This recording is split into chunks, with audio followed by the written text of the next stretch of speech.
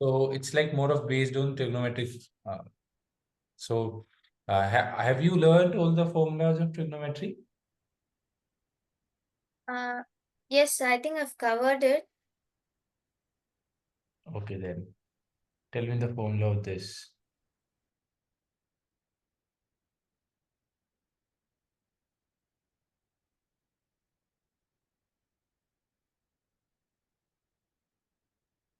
Um, is it cos A minus B and cos A plus B? Plus or minus? Seem to so plus only. Good, good, good. This?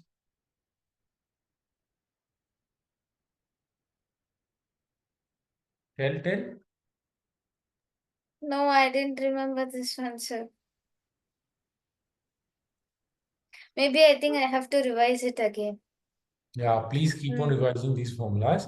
Once you like write and revise all these formula, trigonometry is a quick book for you. And if you are not able to recall formulas after looking at questions, then it's a mess. So this example is not a good question that much because it's given that g of f like 5 by 4 is 1. But you will be able to see when we solve this question further now why I'm saying like this. So okay, so let's now try to simplify f of x first. Okay, so as we see, this is cos of, let's consider this particular as A, this is as B. So cos A, cos B. And so there's no 2 here. So when we open this particular expression only, so half of, you can write cos A minus B, that is x plus pi by 3 minus of x means cos pi by 3 plus cos A plus B means 2x plus pi by 3. Agree? Yes, sir. Yeah. Hmm. So this is how we simplified this. Let's further simplify this. Cos pi by 3 was what?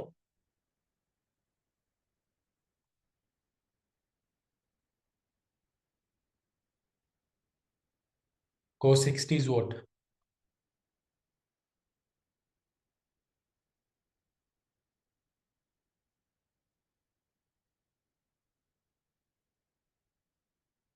Correct? Ah, yes, sir. Ah. Even if you don't remember these, please make sure to write learn. Like you have to remember this, but before them, before formulas comes trigonometric ratio value. So please remember those. And also like 0, 30, 45, 60, 90. Every NDA sprints learn this. I will tell you, advise you to learn these also. Okay. 15. Cos, sine, sorry, sine, cos, and tan. We'll cover them when we'll cover the trigonometry. Now we'll cover them very easily. And trust me, trigonometry is the most easiest chapter, most easiest, and it is common chapter in CDS and uh, but girls cannot Oh, use any these maths. Okay. Anyways, you have to go to NDA, so let's just focus on that. So we have simplified this term only. Let's look on these and observe these. So this is what? Sine square of x plus sine square of x plus pi by 3. Okay. Now, as we know, 1 minus cos x is what? 1 minus cos 2x is what? 2 sine square x. If you're not able to recall where this formula is coming from, let me rewrite in this format. Now, is this clear? yes, sir. So here we have sine square of x. So let's write it in this format by 2. So this is sine square of x. So here if we simplify and take half common, then at 1 minus cos 2x. And similarly for this also, 1 minus cos 2 of 2x plus 2 pi by 3. Clear that how we have written it? Hmm. Okay. So there is a clear gap here. So now, okay. Now let's do one thing, is that simplifying 1 plus 1 becomes this, taking minus common, cos 2 of x plus cos of 2 of x plus 2 pi by 3. Now this is formula of cos c plus cos d. What is cos c plus cos d?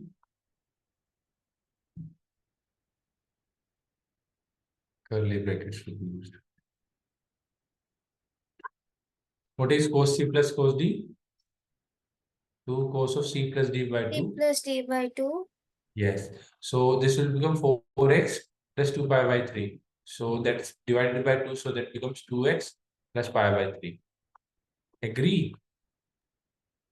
Hmm. Into cos 2x plus pi 2x plus 2 pi by 3 minus of 2x.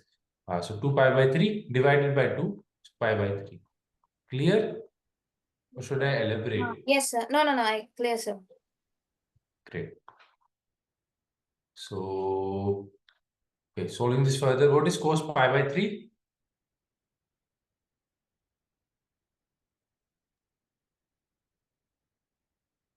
One by two. Very good. So 1 by 2 we have written in ahead. So this is 2 cancels 2. This becomes half to 2 minus of cos of 2x plus pi by 3. So now this is the expansion of these two terms. If we add this and that, so let's write it on a separate page. Let's bring this term here from here on the next page.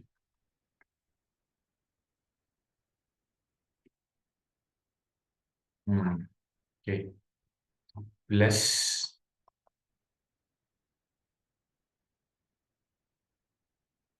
how cool is it to use that?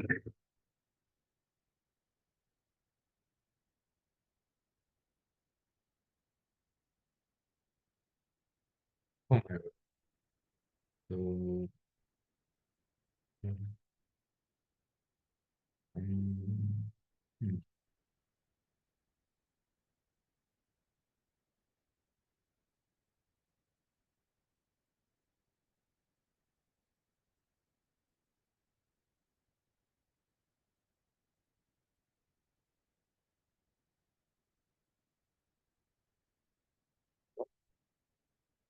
back plus this. Okay. So, and one thing we are missing here is half. Half here with the wallet expensive. So taking half common, 2 minus cos 2x plus pi by 3 plus half, okay, plus cos 2x plus pi by 3. So basically this is this and same. This will get cancelled. Clear? 2 plus half means 2.5, which is 5 by 2. 5 by 2 into half means 5 by 4. Clear? Yes, sir. Yes. So now what was given? Now we had to find the so g of f of x we had to find out. F of x is what? This is f of x only, na? We have expanded the different terms and then later on added on all the different terms expansion. So this is f of x only, right? So we had to find z of x. So are you with me? Are you able to understand that how this is f of x? Yes, sir. Yeah. So g of f of x. F of x is 5 by 4. Now what was given to us originally? G of 5 by 4 is 1. So this becomes our answer. This has to be 1. So the answer is this. Option number B. Clear? Yes, Any sir. doubt? No, sir. See, this is how they have solved it with less explanation. Okay. So let's now take a comprehensive approach to the functions chapter. So natural number P. is a prime number if p is greater than 1 and its factors are 1 and p only. Okay, any prime number have only two factors, 1 and p. Simple. Clear? Yes, sir. Please respond. Keep on responding. Yeah, finite sets are equivalent sets only when they have equal number of elements. Okay. Equal sets are equivalent when equal sets have same number of elements, but all equivalent sets may not be equal sets all the time because equivalent sets just have one property in common, that is a cardinality, the number of elements present in the sets. Okay. Yes, sir. Yeah. Discussing about number of proper subsets of a set containing n elements is 2 raised to power n minus 5. Minus 1, why? Because it's proper subsets. Means we are excluding the equality condition in. When we are talking about proper subsets, then this is how we represent them. Because we are excluding the contingency and the possibility when A set and B set are equal, and still we can call A set as a subset of B set. But for proper subset, A set has to be smaller than B subset. That's why there is a less number of element in the number of subsets when we count, because we are excluding one element, that is the set itself.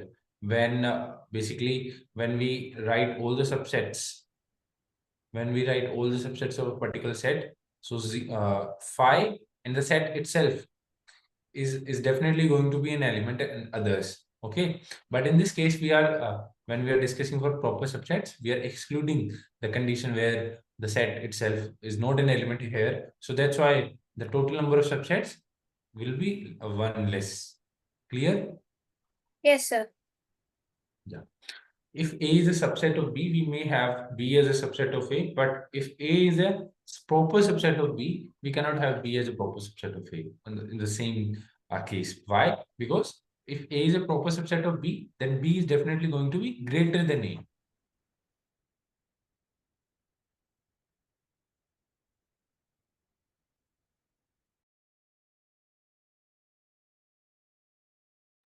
Okay, so X, Y, and Y, X are equal sets, but X, Y, and Y, X are not equal ordered pair because this is sets, and sets are written in curly brackets. So these are elements, and the order of elements in a set doesn't matter. But when we talk about ordered pair, then the order matters because it's an ordered pair, and the first element is the first element belonging to the first set. The second element is the element belonging to the second set. Clear? Yes, sir. Yeah. Talking about next point, if A is any set, then A is a subset of A. That is true. Okay. But A is a proper subset of A is false. I have already explained this earlier because A has to be smaller than the other set. But here is the case that when we are talking about the same sets, then one same set cannot be smaller than the itself. Okay. Yes, sir. Clear? Yes, sir. Yeah. Total number of relations from set A to set B is equals to 2 raised to power NA into NB. Do you want any clarification on this? No, sir. Why no?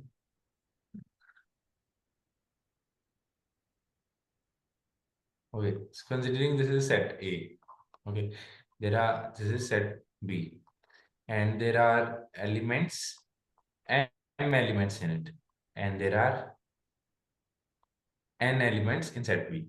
So for having relation, for taking a relation in between these two sets, what is the condition on us for defining a relation from A to B? Is there any condition? Any condition? Mm. No condition is there because it's a relation. Don't have any definitions. It's just that it's a relation is a subset of Cartesian product. So we can take any element of A and randomly take any element of B. So like there are m number of elements in here. So now the concept goes to permutation and combination, where we will select. We can select how many elements from this. So we have to select an element from this particular set. So, but for that I have to define the concept of permutation combination. Let me do it briefly, and we'll have a separate chapter for this. It's like you have n number of balls. Now, like there are balls, and these are total number of balls. Now, what we want is that we want to arrange, we want to select, we want to select and arrange them in a particular manner. Like there is a fixed line, or there is a particular manner in which we want to arrange them one by one. So if we want to first select our balls and select them, if we first select our balls and arrange them, then the total number of ways in which we can do the same is NPR. And the NPR solution is n factorial upon n minus of r factorial. Okay. Do you know about factorial? What is factorial? Factorial means what is? Yes, sir. Like if it's 5, means 5 into 4 into 3 into 1, 2 into 1. Very good. Very good. That is 1 plus. What is 0 factorial? 0. It's a 1. 1. 1. Yes, 1. Okay, sir. Yes, 1. I explained it earlier why so. Yes, sir. Yeah. Let's talk about, okay. Let's talk about NCR. That's like permutation and combination, in which we just select our balls and we are not considerate about arranging them. So in the number of ways in which we can select our balls out of n is n, c, and r. The formula of the same is n factorial divided by n minus r factorial and divided by r factorial. So this is how we do so. So we have to like select one element from the set A, and then we have to select one element from the set B, and that's like one relation, like one ordered pair of relation. And we can do it n number of times. Okay. So how many times you can do it?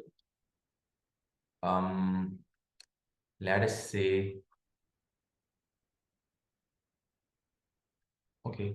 So if we like try to find out its value, m factorial upon m minus 1 factorial divided by 1 factorial, that is 1 only, n factorial upon n minus 1 factorial into 1 factorial. So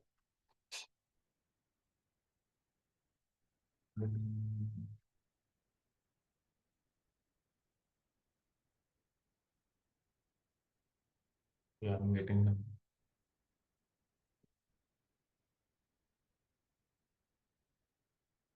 That cancels it by m. Why so? Because m factorial open in m into m minus 1 factorial. So m into m minus 1 factorial is going to cancel, and that's like n. So it's like mn. Okay. What is this? It is only one case. In VR, we are like mapping it once only. Okay. And what will be the total number of cases? Will be that how many elements are we required to fill an ordered pair? 1 and 2. Now, it requires deep understanding of permutation combination.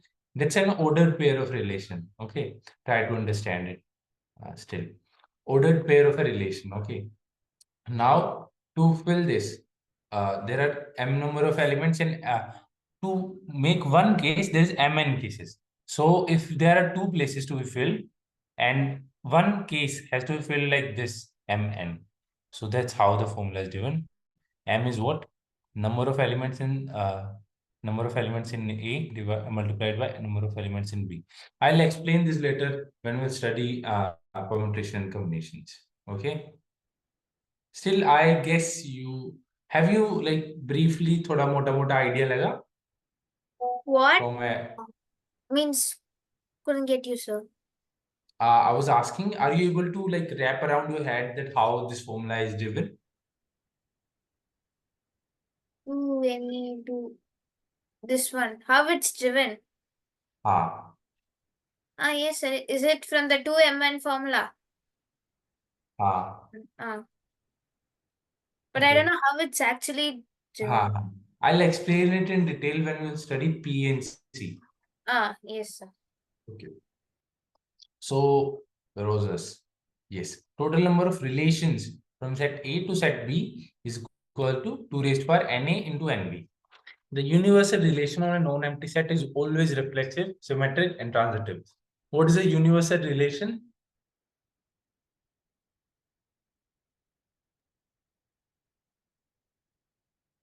When this equality condition exists, when we take a relation which is just equal to the Cartesian product, then we may call the relation as universal relation. Okay. देखा जा pen is not working. Need.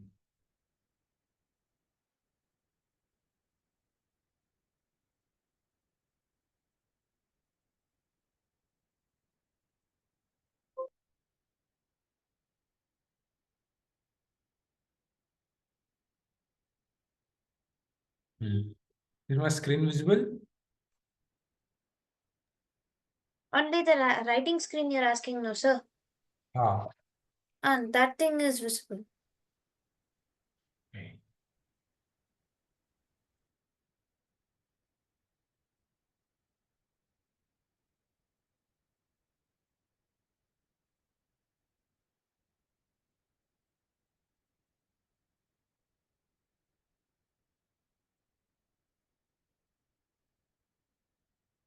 Saving files. Yeah, done. Now, so where we were discussing about universal relation.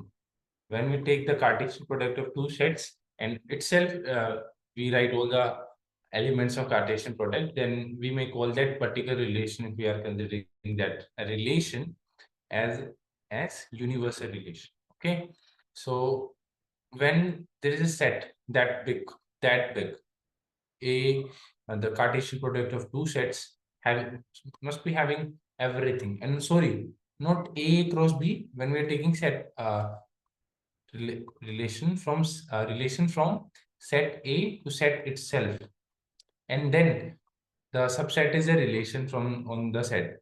But now in this time for universal relation, we are taking the whole Cartesian product set. So for discussing about reflexivity, symmetricity, and transitivity of the particular given relation, so it's going to have everything. So if we discuss about if there is a set element, if there is a element A in the set A, so definitely it's going to have AA in the relation. If we are discussing about this, so let me take an example that let's say set A is AB. Okay, and also C. Also C. Okay. Now the Cartesian product, which is the relation itself, will have. Let me write it again so that we can relate. So A and A and B, A and C. Okay. More elements B and A, B and B, B and C, and C and A, C and B, where we take in C and then B, A, B, C, all in. So how many elements are there? 9. Agree? Yes, sir. Yeah. So for checking reflexivity, if there is an element A, so is A available? Okay. If there is an element B, is BB available? Yes. If there is element C, so is CC available? Yes. So we draw a conclusion. Is this relation reflexive?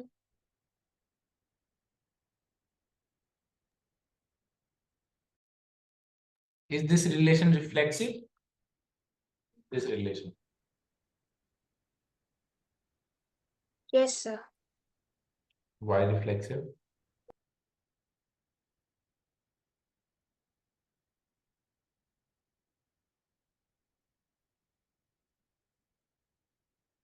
it is reflexive because every element in the parent set is is having its like the reflexive form, which is AA and BB and CC. Okay, Hmm. symmetric. If AA is here, then AA is here. Okay. If AB is here, is BA here? Yes, it is here.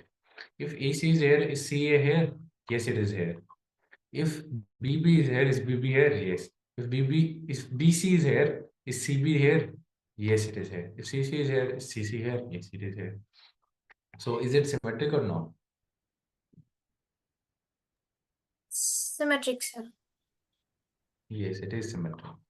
Talking about transitive, if AA is here, okay, no, not at all. Then so what was the condition for transitive? If AB is belonging to relation and BC is belonging in the relation, then we have to check for whether AC should be in the relation for making the relation as transitive.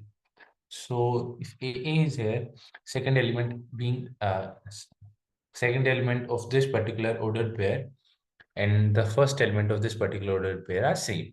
So if A is here, AB is here, then there must be AB. Okay, so AB is here, clear. Hmm. If AA is here and AC is here, so AC must be here. This element must be here. Okay, this itself is that particular order pair which we are looking for. If AB is here and BA is here, then A must be here. Okay, A must be. Basically, my point is that this particular Cartesian product will have everything which you want. If CA is here and CB is here, then there must be there. Okay, no. If CA is here and AB is here, then there must be an element CB. So if CA is here and AB is here, then CB must be the element. Okay, done. So like this also, there is everything which we need in the Cartesian product. That's why the universal relation is reflexive, symmetric, and transitive. So now, going back to the statement, a universal relation on a known empty set is reflexive, symmetric, and transitive, making it an equivalence relation. Clear? Yes, sir. Yes. So,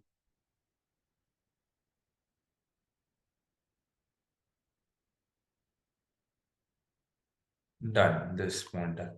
The identity relation on a known empty set is always reflexive, symmetric, and transitive. No, yes, we agree to this fact with smallest possible equivalence relation, but I have observed whenever there is a given identity relation, the type of relation will be only reflexive when we have to mark options. Okay,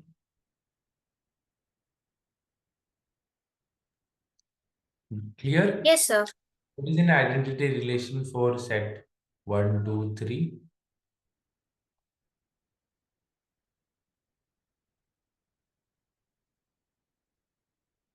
Tell.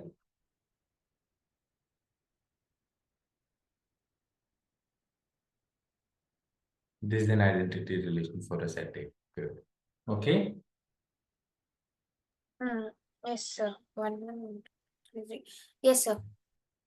If R is a relation from A to B and S is a relation from B to C, then ROS inverse is S inverse of R inverse. Basically, it's reversal rule, which we also talked about earlier. Clear?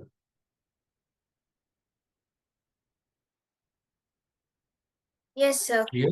Yes, Yeah. sir. There's something written about universal relation that Cartesian product of a set on itself is a subset of a Cartesian product of itself. So it follows that relation. That's why it is called the universal relation. Okay. Done? Clear? Yes, sir. For two relation RNS, the composite relation ROS, SOR may be word relation. So if you want an explanation for this, I have got one. So hmm, if we take this example, the relation is R relation is this, S relation is this. Okay. And then we think for making ROS and SOR here. So how are composite relation will be made? So for doing this, first we have to like write the set A. First, we have to write the relation S first, which is A to A, and then R, which is also A to A. So considering 1 to 3 as elements, so the relation R, the relation S is 3 to 1 is mapped. Okay. 2 to 2 is mapped. Okay. Relation in R, 1 is to 2 and 2 is mapped to 3. Now, if you try to find out ROS here, so ROS here will be wrote in this manner. Okay. So 3 is going to 1 and further going to 2. So 3, 2 is an element here and no other element is there. Okay, have I written it correctly? R is 1 to 2 and 2 to 3. Okay. And when we talk about 3 to 1 and then to 2, 2 to 2 and then to 3. So 2, 3. Okay. So ROS is an finite set, non-empty set also. Now let's talk about SOR. For finding SOR, first we'll have to map. Let's do it here only. R and then S. And R is a relation from A to A and S is also a relation from A to A. 1, 2, 3, 1, 2, 3, 1, 2, 3. R is a relation from 1 to 2 and 2 to 3. This is a relation from 3 to 1 and 2 to 2. So I guess I have brought a different wrong example. 1 to 2 and 2 to 1 will be the elements. 1 to 2 and 2 to 1 will be the elements in the composite relation. Okay, so this is a wrong example which I have brought here. I guess so. 1 to 2. Okay. This is a wrong example which I brought here. Anyways, it's good that we have practiced how to make composite relation. But it is a possibility, always remember, for two relation R and S, the composite relation ROS and SOR may be void relation. Void relation means having no elements in the relation set. Okay, clear? Yes, sir. Okay, going back.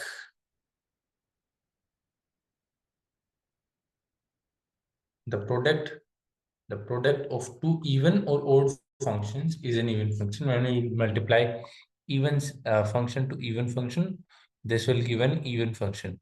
When you will multiply odd function with an odd function, this will give an even function. The product of an even function and odd function and even function always gives an odd function. Take example, taking even function as x square and odd function as x will be able to justify the given properties. Every function f of x can be expressed the sum of an even function and an odd function.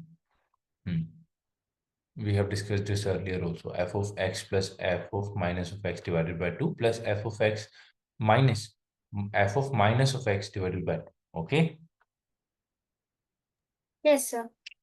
Set A and B have n and m distinct elements respectively, then the number of mapping from A to B. Let me try to explain this also. Here, what is given to us?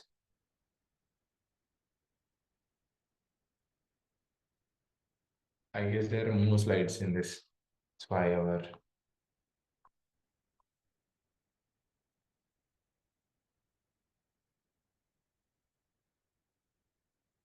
so set A having n number of elements and set B having m number of elements. So let's and it's a function which we are discussing from set A to B. Okay. Yes. If A and B have distinct element number of mappings. Okay. So mappings from A to B, and considering this is a function. As we know, if it's a function, then we have to take every element of set A, then to map it to any element in set B.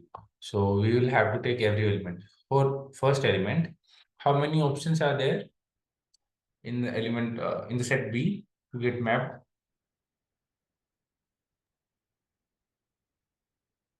How many options are there for a first set, like to get mapped? How many are there? 1, 2, 3, how many? For the first one. How many elements are there in the set B? One, two, three. They are written in front of you. Three See. or M. Like So there are M possibilities which this particular first element can get mapped to. And if this is like not an it's not restricted that it is 1 1 or 1 it's not restricted. So for the second element itself, this is also having M possibilities, right? yes, sir. Right. So yeah, first element of set A is having M possibilities, and the second element is also having M possibilities, and it is like this for n times. Why for n times? Because there are n elements in set A. Okay. So what will the total number of functions which we can map here is, if like 2 is getting multiplied with 2 for 3 times, like this. So how we write it? 2 raised to power 3, right? Yes or no? Yes, sir. Yes, Okay. sir. So what will be the case here? What will be the answer here?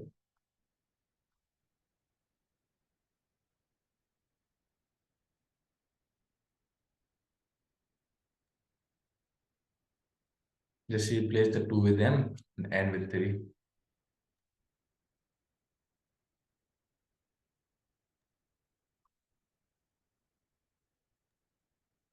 M to the power n. Yes. Okay. So this is our, here it is, m to the power n. Okay. Total number of mappings in case of functions. If there are like equal elements, so definitely m becomes n and n raised to n. If a and b have n equal number of distinct elements, then the number of bijective functions from a to b is equals to n factorial. Now in this case, if there are like a onto function which we are discussing about. So for onto function, we have one restriction. Set A is having one low n elements, and set B is having m elements. So for the first element, how many options are there?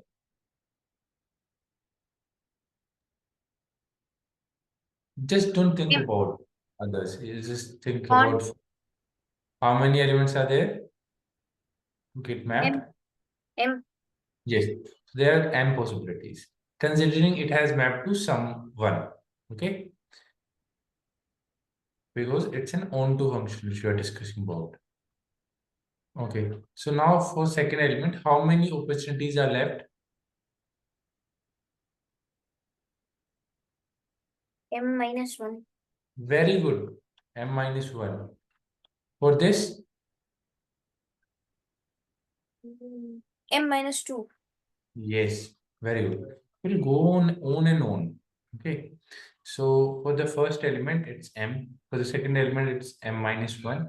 For the third element, it's M minus 2. For fourth element, it's M minus 3, and it will go on and on. So what is this?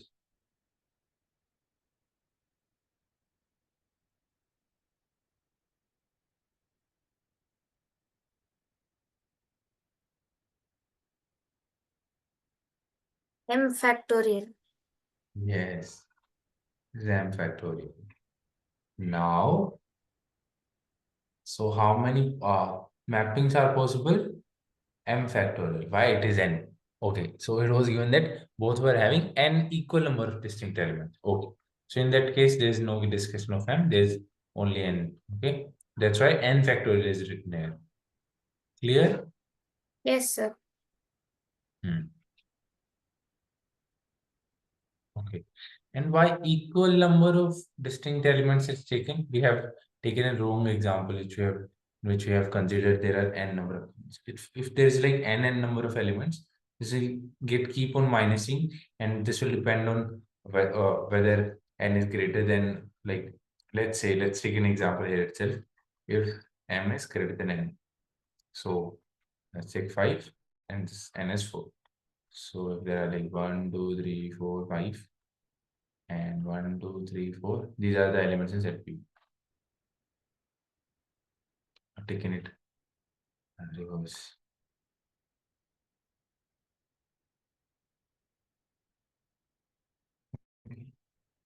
4, 5, m are the number of elements in set P. So 4 elements in set A. Okay, so how many elements can get mapped here? 5. How many? 4, 3, 2. But now there are no other consideration of other remainings. So it cannot be written as, if we write this as this cannot be written as 5 factorial all the time. Occasionally it is happening here. Like let's take an example. What if n is 3? So now we can write 5, 4, 3 is not 5 factorial, right? Because 2 is missing here, 2 in 1. So that's why they have taken same number of elements, so that it will be written as then 2, then 1. That's why it is written as 5 factorial. That's why there has to be equal number of elements in both the sets to say that the number of mappings from equal number of elements have, like, if two sets are having n equal number of distinct elements, then the number of mappings is n raised to power n. Sorry, n factorial in case of bijective functions. Clear?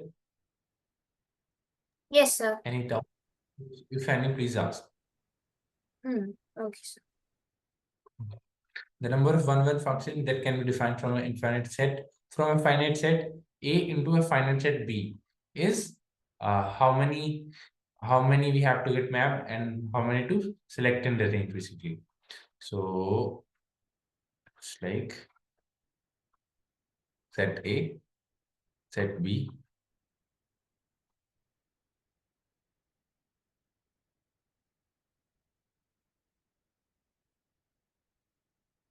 set A, and set B is this. Okay. If there are n of A elements in this, if there are n of B elements in this. So for like mapping them to one, so it's definitely clear that to make this function, so each and every element has to get mapped for like one function. So it can happen that number of elements in B may be greater than number of elements in than A, and even equal. But it should not happen that number of elements in B are less than number of elements in A, because there will be then some elements left in the set A which will not be get mapped to any element in the set B, and that's why our function will not become defined. So this is a condition which has to be ignored. So this is the condition for which the function has to be 1. Clear? Why Yes. there can be extra, because there will be extra elements in set A which will be left unmapped. If they are unmapped, so there are certain elements in domain which are not getting mapped, which are not having any output. So that's our function is not becoming defined. So this is the case which we have to ignore, of course. And of course, the number of elements in B and A cannot become 0. So now considering this, so what are the number of possibilities for the first element?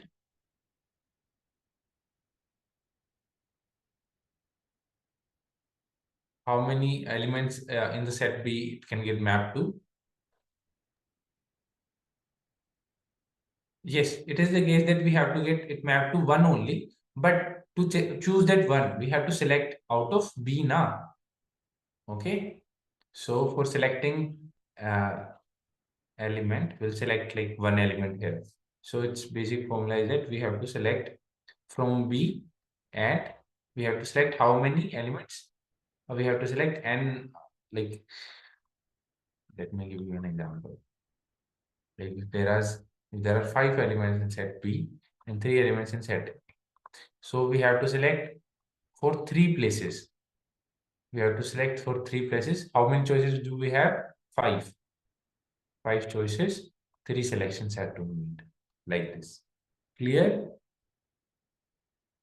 Yes, sir. Yeah, 5 is not an element here. Like there are 5 elements and Hmm. different elements. Okay. So this is how the formula is written, and there are conditions also. So this is incorrect statement given in the book. Considering the next, if two curves do not intersect each other, means like this. In this case, they are not disjoint sets, and they are disjoint sets in this case. The intersection of two sets is a null set in this case. The intersection B is a null set. AB will be set. Clear? Yes, sir. Yeah. Oh,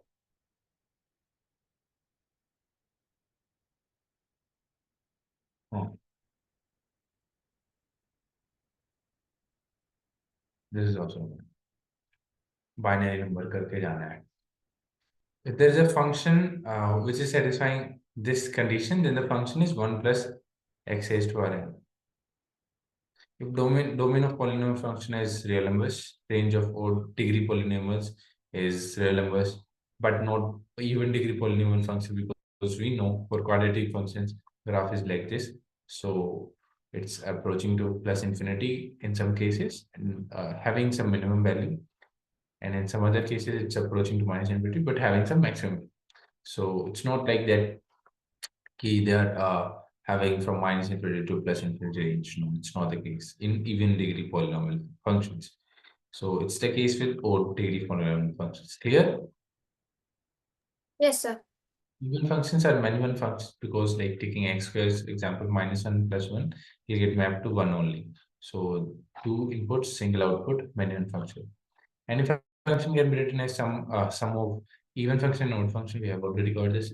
Constant function is an even function, and zero is an even function as well as an odd function. This is an identity function. Constant functions are periodic functions with no fundamental period because it keeps repeating the output. Doesn't matter what the input is. So there is like no periodicity for there, but they are periodic functions. If f of x is inverse function of g of x, then f of g of x is equals to x. Why? Like if f of x is inverse functions, basically what we are saying f is equals to z inverse. So further what we are writing, z inverse of g of x is x only. So g will get cancelled and x will be left. Okay, clear? Yes, sir. F of x is equals to 0 is the only function which is both even and odd. Point is repeated. Derivative of odd function is even function's derivative is odd. A and B are finite sets having m and n elements. The number of one function, we have already discussed this. If like the number of elements in set B is more, so this is the case. If not, then there will be no one function. Number of onto function is this the example for that. Onto function basically is a function which is having its codomain equal to its range. Number of bijection, we have already discussed about this onto functions m factorial. Okay.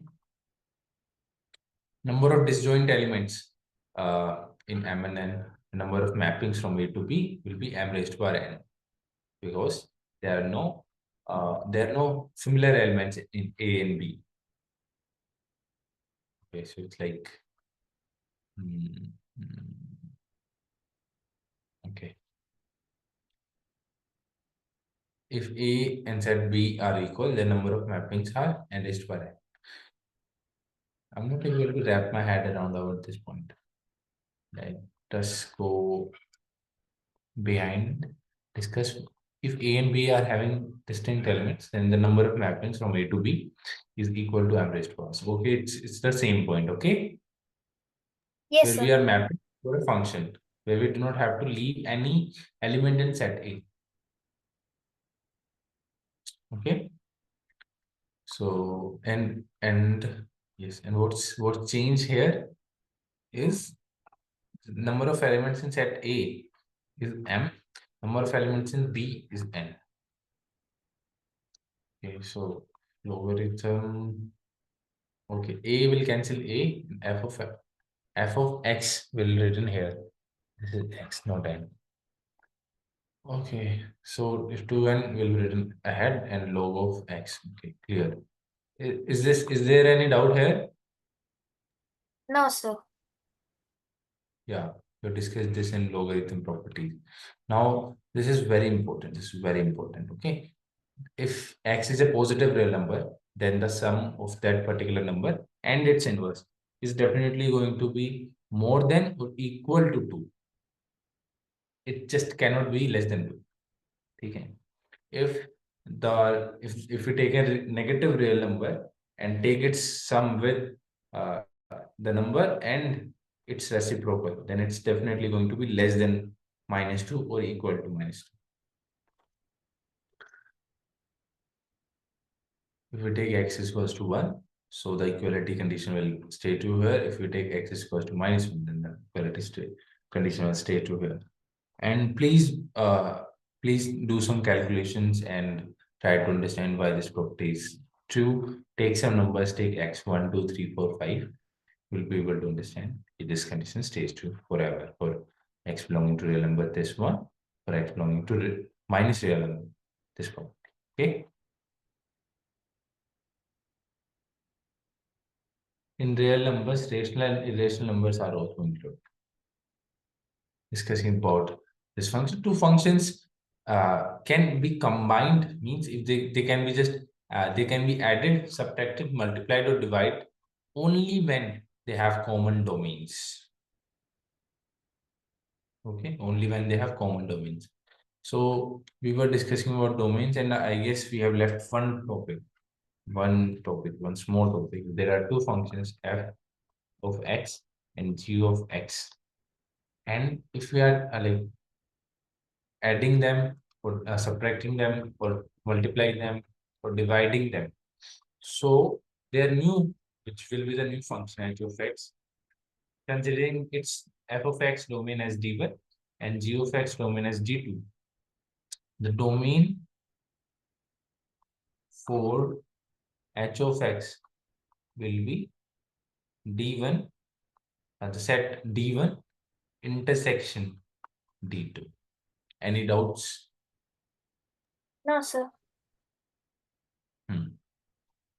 So we cannot take example because of time, but it's a question which is asked.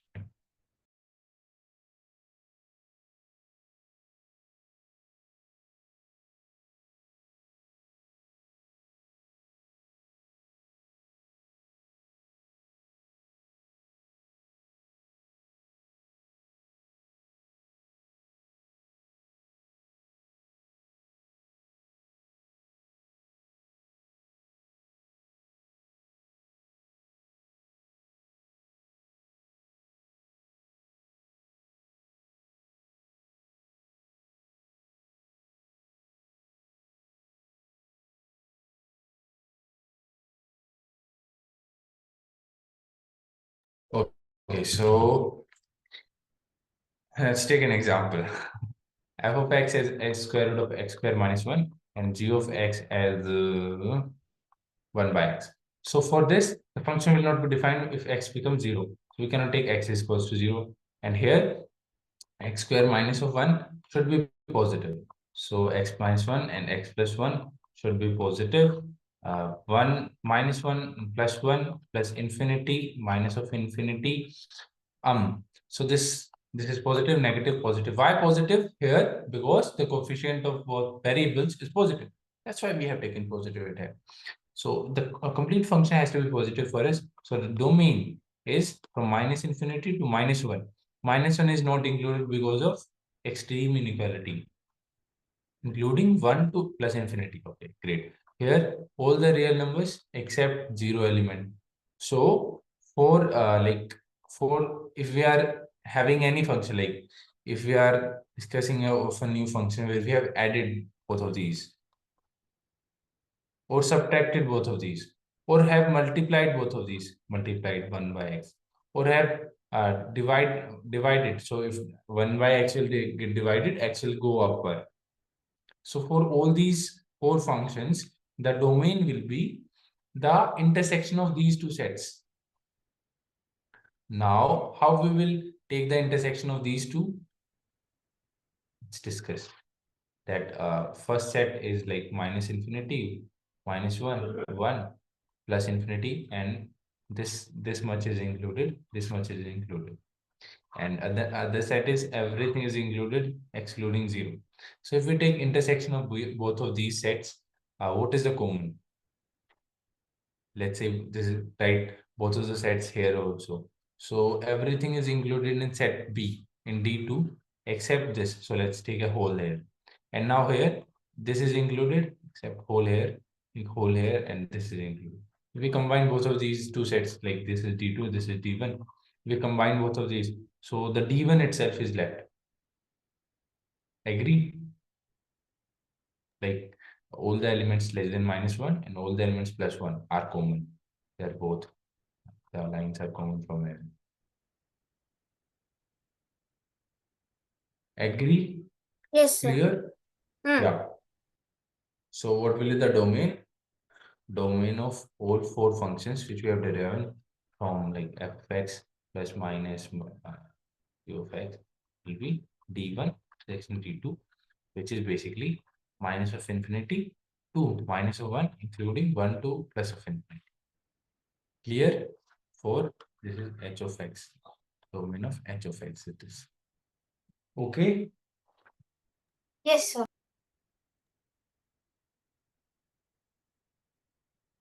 Let's finish this chapter. Leave binary today. So this point got clear, and we were discussing what point. Yes. So where? Yes. And two functions can be operated plus minus, multiplied, subtracted, divide, whatever is there, when only they have common domains. So range of f of x, that's why the common domain is means the intersection of both of the domains. Range of f of x is basically, we'll discuss this in trigonometry also. So the range of this much is only square root of this is plus minus square root of a square plus b square. And if we add c on both sides, so it becomes lower becomes this and upper limit becomes this. We'll discuss more in the trigonometry chapter. Range of quadratic function, we have already covered it. For functions having positive a, it's having no foundation to the upper, like the graph is this. So higher range is plus infinity, lower is minus of d by 4. For a is less than, so graph is like this. So there is no lower limit, it's minus infinity, and there is a defined upper limit which is minus d by 4. Any doubt?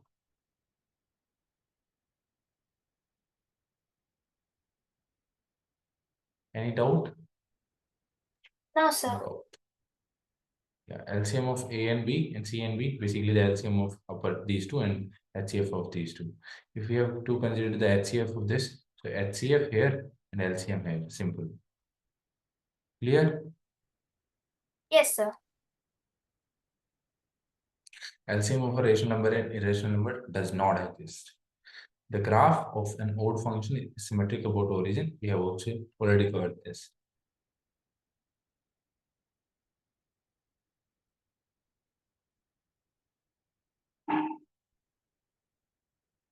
Okay.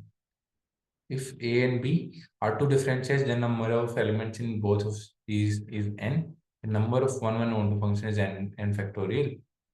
And if g of f is 1 then f is 1 If g of f is onto, then f is onto. If f and g are 1 onto, then go will also be 1 onto. These are some properties which you have to learn by heart because these can be asked in statement-based questions. Okay,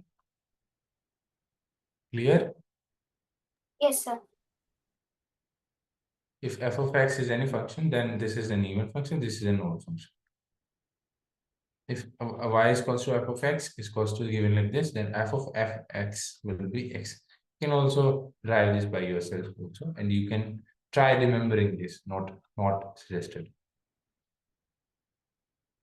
So this completes our function chapter today. Now here, if we do know all the numbers which are there stored in computer, all the language, whatever Like there's a switch.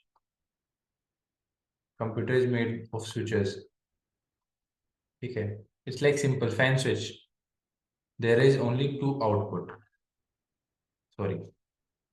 Let's take a different example. Everything is having in multiple inputs today. So let's discuss about a normal condensate light, the 10 rupees bulb. So its switch is like this. If you click, there are only two inputs. One is to connect the circuit. If the circuit is connected, if the circuit is closed, so then input is like 1. The circuit is open, let's say it is 0. So using 0, 0 is off and 1 is on. Okay, and the circuit is closed. So using the same technique, circuit is open. Oh no. Circuit is closed means circuit is open here means there is a bulb. Say there's a bulb, there's a battery, and there is a switch. This is an open circuit. If we touch this switch here, and this is a closed circuit, and the bulb will glow. Okay, so there are two inputs. Basically, my point is 0 and 1. 0 for no for the circuit being open means off, not to act. 1 is to act. And there are different switches, n number of permutations and combinations for switches in supercomputers and computers. And the only language which computer understand on its root is 0 and 1. 0 to execute, 1 to not execute. Now, in what we as humans know numbers as 0, 1, 2, 3, 4, 5, 6, 7, 8, 9. We have how many digits? How many 10. digits are these?